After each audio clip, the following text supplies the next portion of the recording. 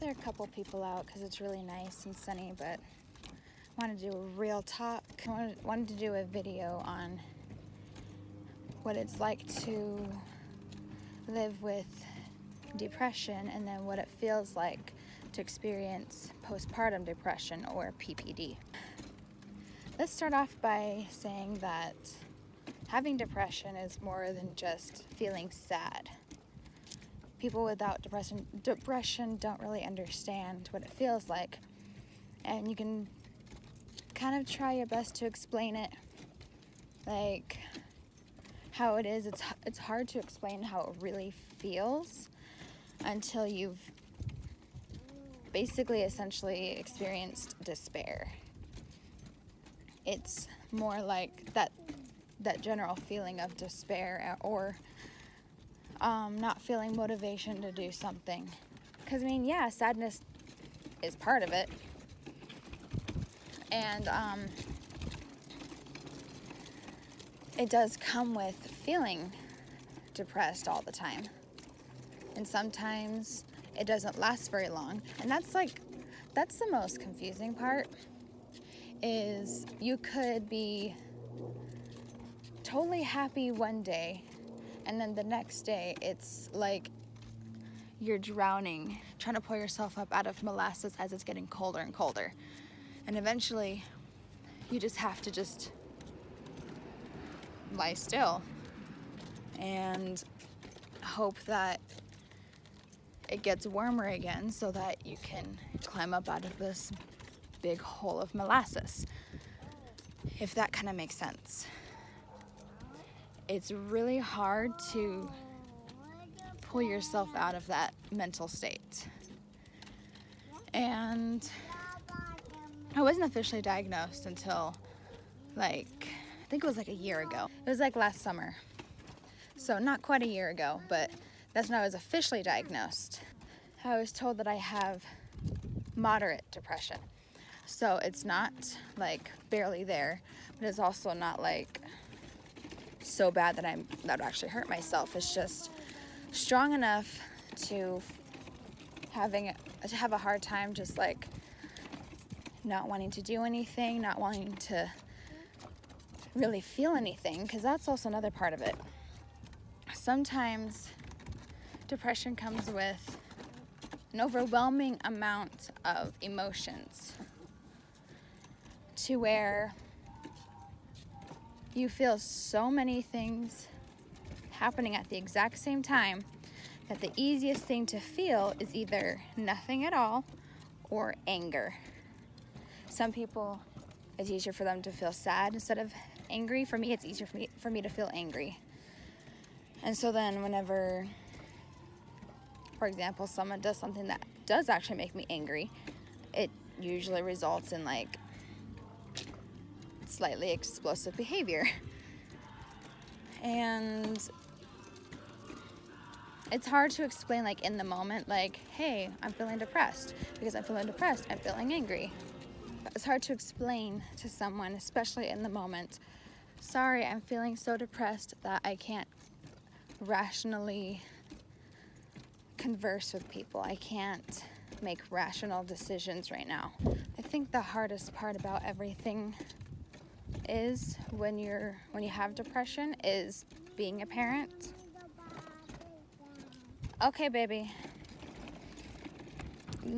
The reason why that's so hard is because, especially when you have a toddler, you can't really explain to them, hey, I'm sorry that you want my attention, but I can't give you my attention right now because my brain feels like it's imploding in on itself and my heart is plummeting into its stomach and I feel sick every time I move, and every time I get out of bed I just feel like I want to just fall down and just drown.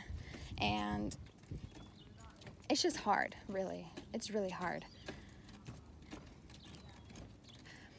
And my husband sometimes says the opposite of depression is expression. That's only partly true. By definition, yeah. The opposite of depression is expression. Except,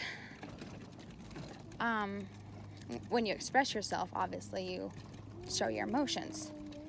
But when you're depressed, sometimes you do show your emotions, just the wrong ones. That's right, sweetie. Like you do show a part of yourself. You do express a part of yourself that you don't want to. That you look back on, you're just like, that's not me. That's just a very small portion of me. Or sometimes even that's just some stranger that I don't know, that sometimes likes to take over my mind and my body and everything in between. Excuse me. And whenever someone feels like that, for example, me, whenever I feel like that, some days I'll wake up and it's like, even whenever the sun's shining, it just feels like it's cloudy outside. Everything just feels cloudy. Everything just feels like it's still dark. It's still nighttime. And it just feels like this cloud is hanging over my head. So I try to go about my day, and I'm trying to see the light, the sunlight, the brightness and everything. But it's like looking through like a mask, a burlap sack more like, because it's like you're seeing everything the way you want to see it, but there's like a filter over top of everything. You want to experience everything, you want to express, but you can't. Like someone's just grabbing your emotions and just going like this, just pulling it back. And for me, what helps me get out of that is I have to basically force myself to get up and just go outside. Because whenever I'm outside, I feel most like myself. When I'm in sunlight, even if it's snowing or super cloudy or raining or something, it just helps me feel most like myself, just being outside. And that works for my daughter because she loves being outside too. She feels happy when she's getting in sunlight, which makes sense because medically speaking, sunlight, and vitamin D and everything, it releases happy endorphins, helps you feel more alive and awake and everything.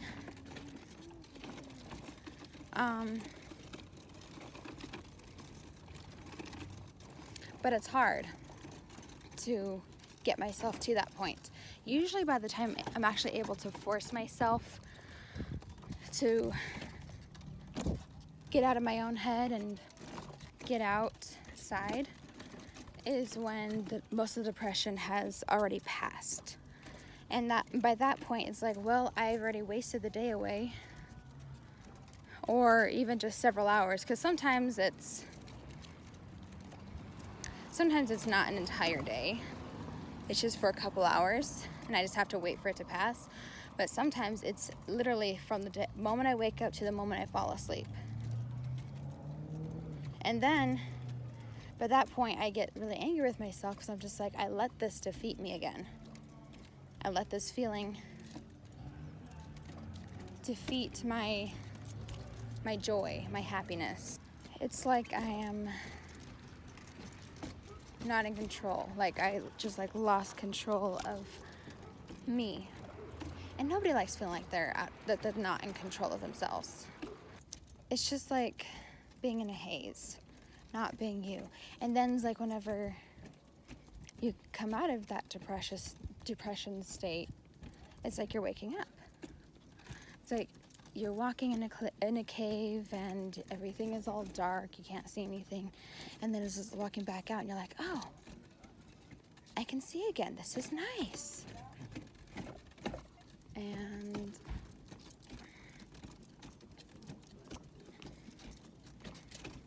sorry, there are all these people and I'm still a little bit shy about making videos in front of people. One day, maybe, I'll be more open with it, but right now, especially since I'm having like a real talk, deep talk thing. And keep saying what's even harder. This whole thing is hard. But another difficult factor in all of this is, even when I'm feeling like this, I still have to parent, you know? I can't just be like, oh, today's a hard day, I can't parent, because I do still have to parent. And even when I'm not 100% myself, I have to push through for her. You know what I mean? And I mean, in a sense, sometimes that helps me, because then I don't have an excuse. I can't hold on to the excuse of, well, at least I don't have anyone relying on me, because that's not true. I'm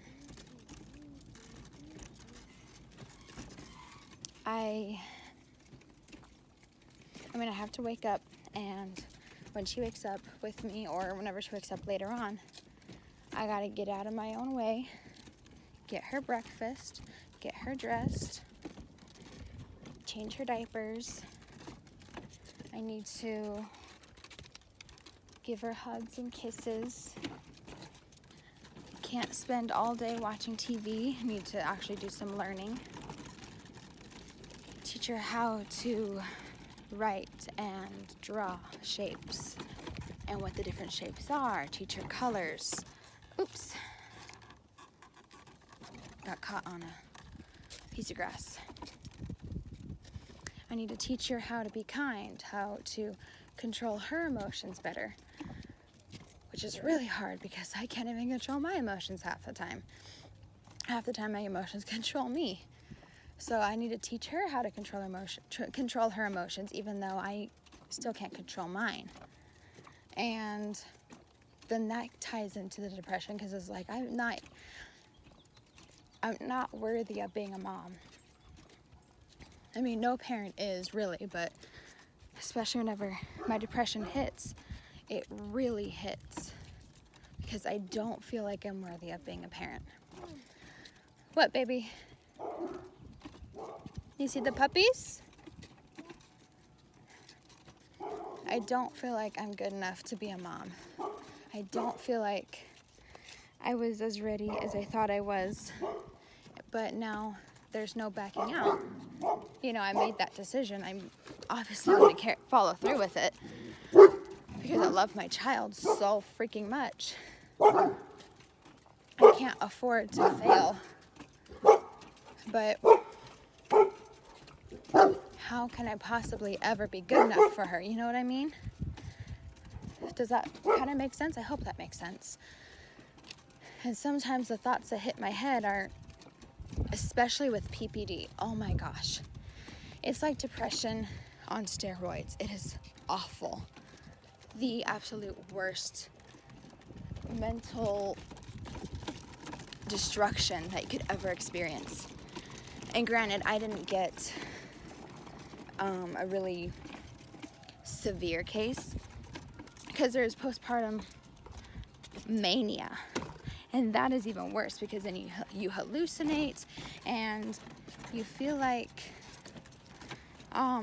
everything and everyone around you is basically the absolute worst possible case scenario of everything. I'm not sure if any of you have seen Tully. I haven't watched it all the way through. I've only seen bits and pieces, but from what I've seen, it really explains what it's like to have postpartum mania, and it's terrifying. I mean, postpartum depression is terrifying, but mania is even worse. So postpartum depression, like I said, is like depression on steroids. And basically imagine waking up every morning and just hating everything, everyone, including yourself, so deeply that you feel like everybody would be better off without you. Not necessarily, ending your life, but just letting them live their life without you. And then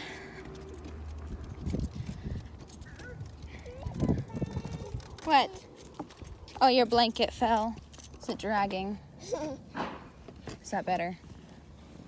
Okay. Better? Oh, I'm gonna have to wash that now.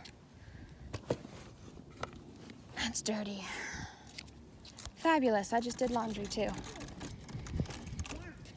Yeah, yuck, huh? And then just try to imagine what it's like to always have a horror movie playing in your mind nonstop. I mean, when I had Kaya, we were living in an apartment on the 3rd floor. And so then, you know, our back door, we had a balcony. And there was a railing around the balcony and everything. I was terrified to even let her walk close to the railing.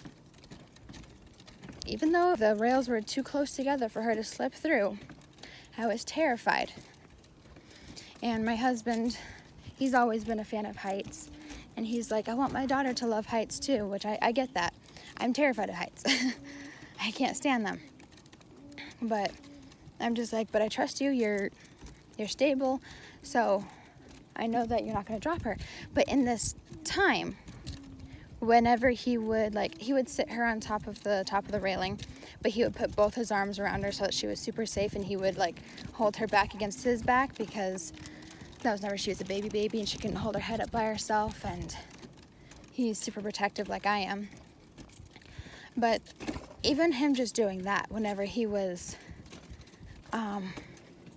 holding her really tight to his body, I would have a panic attack, because I would vividly envision her falling to her death. And I would like imagine exactly how it would look, vividly. And I couldn't control it. It was really hard. And I didn't want to explain this to my husband. You know, I didn't want him to think that he was married to a crazy woman, even though, and in my mind it was always my fault, even though it wasn't my fault. You can't control if you get PPD. You can't control how you feel, how you think, what goes through your mind. It's just there, always happening.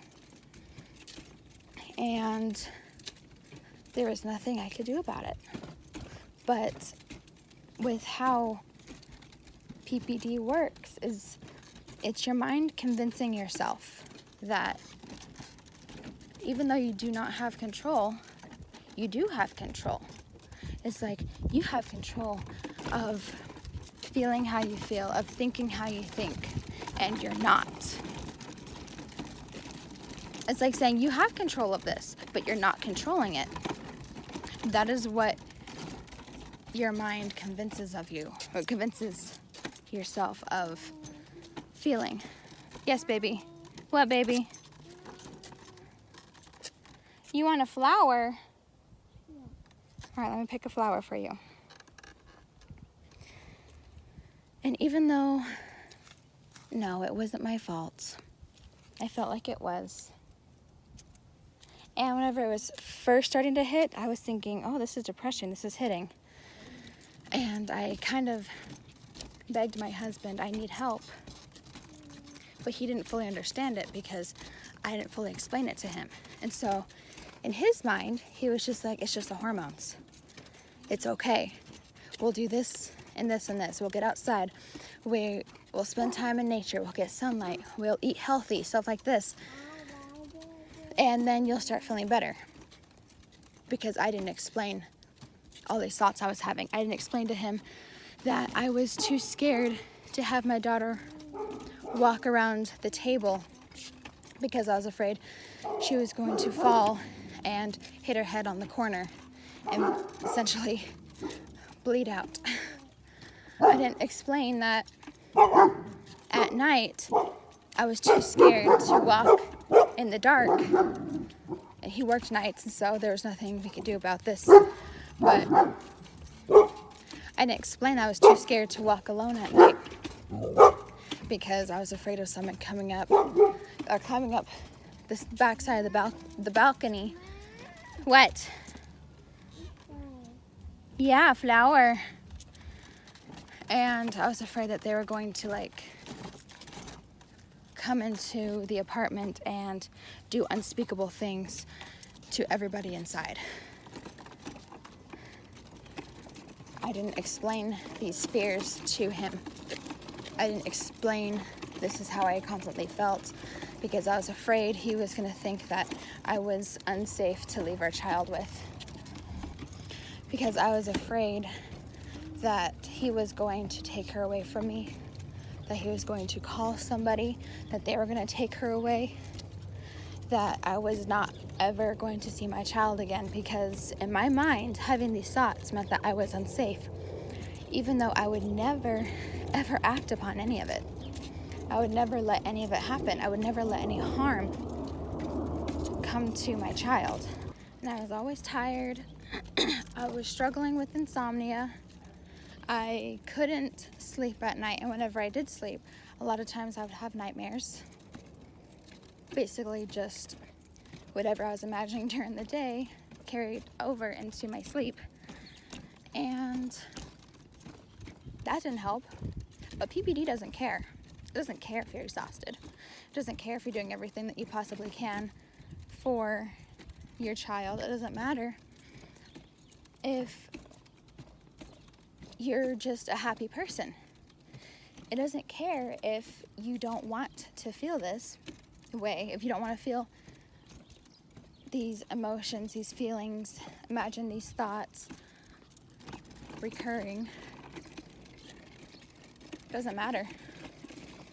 Because it's brutal, it's terrifying, and it's terrible. It's scary. Very, very scary to be experiencing this every single day and then not understand what's going on and feel like you are literally going crazy. It's feeling your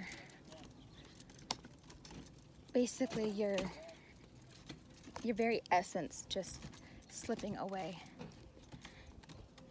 Trying to hold water and not being able to understand why you can't get yourself back. And in some ways I was fortunate in the sense that with me breastfeeding and everything and not being able to gain weight anyway, I basically lost all the baby weight that I gained within like the first month.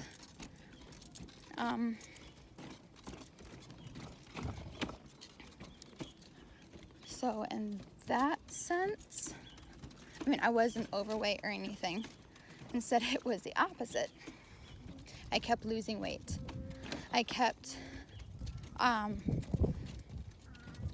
was scared that I was going to be so light that I couldn't drive because, little known fact, if you are under 85 pounds in the event of a car crash, the airbag does not deploy.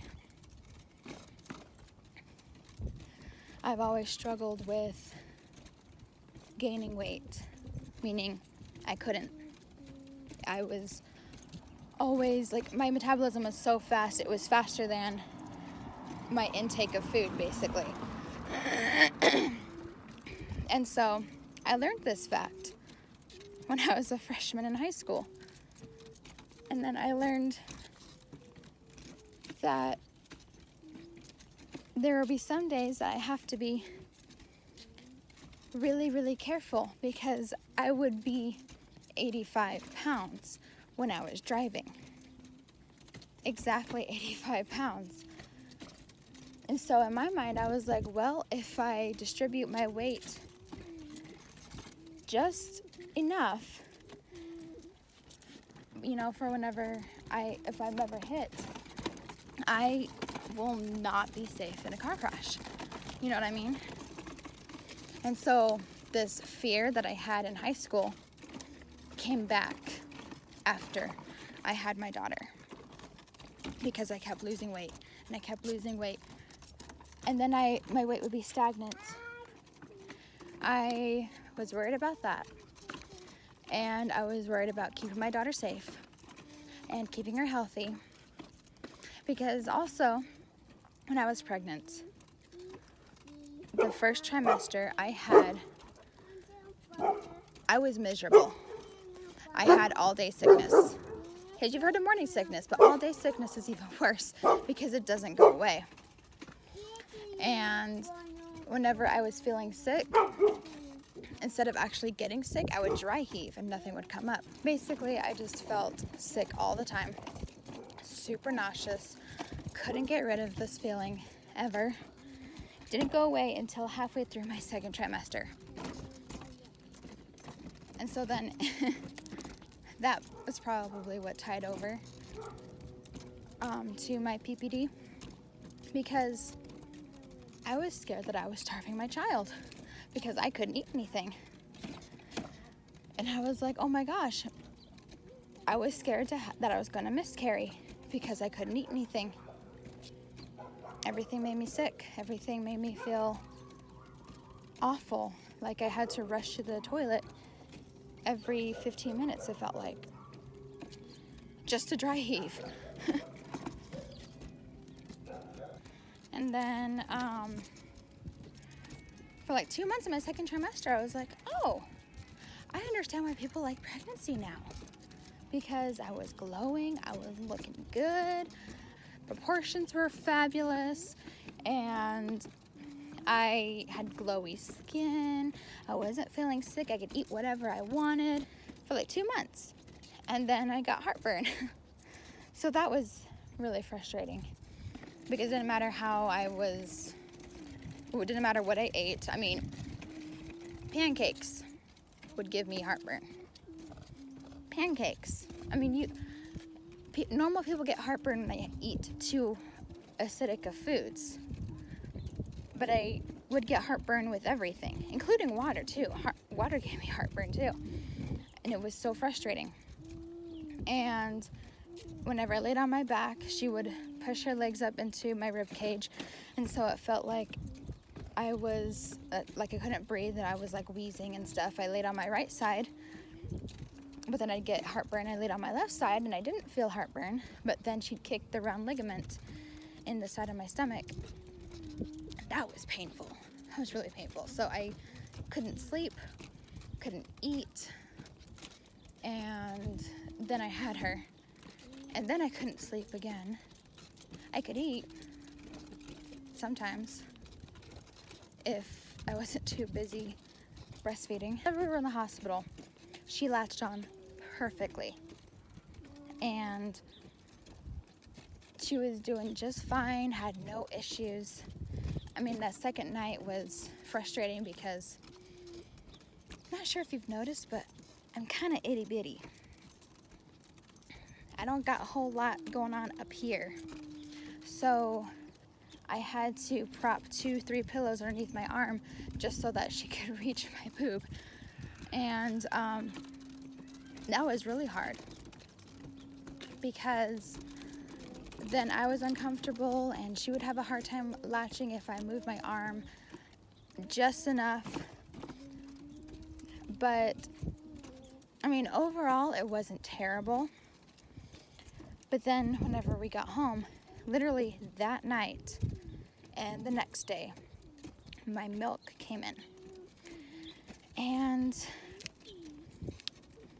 some people struggle with not having enough milk production. I struggled with overproduction, which means I went up 2 cup sizes in one day. And I mean like 24 hours, like in one day, 2 cup sizes. This is probably gonna sound really crude, but like middle school sized boobs to Barbie sized boobs in a single day. It was very painful. And because of that, I was too engorged, too stretched out, so she couldn't latch anymore. And I felt like I was starving her because, yeah, I'll get you some water. Hold on. Want another flower? Here's a flower. You want a different flower? You want this flower? They're weeds. Nope, we're gonna walk somewhere. So she couldn't latch, and then that didn't help. I think that's really what kick-started everything. Because then I felt like, oh, I'm not good enough, because we had to supplement formula. I didn't want formula unless we had to use it, but we had to use it. I was like, oh, well, I guess I'm not good enough for my child. We have to use formula. Even though there's nothing wrong with formula. Absolutely nothing wrong. In my mind, I was like, other people can use formula. I will not judge them for it. I just hated that we had to use formula because I was like, I have all this milk and I can't give it to my child. Eventually the swelling went down and I was able to get back to a size to where she could latch again and it wasn't an issue.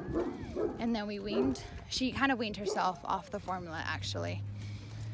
After a while, she just didn't like the flavor of it.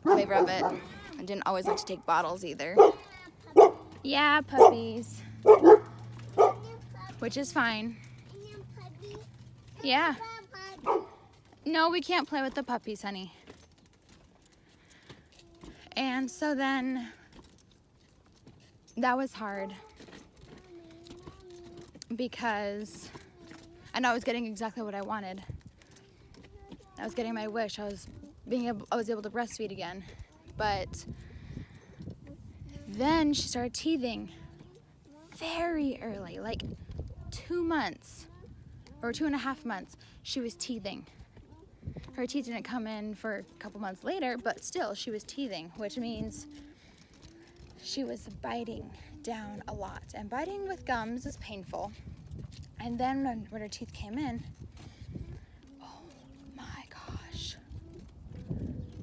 the most painful thing. There were a couple nights I almost quit cold turkey because it was just too painful to breastfeed anymore.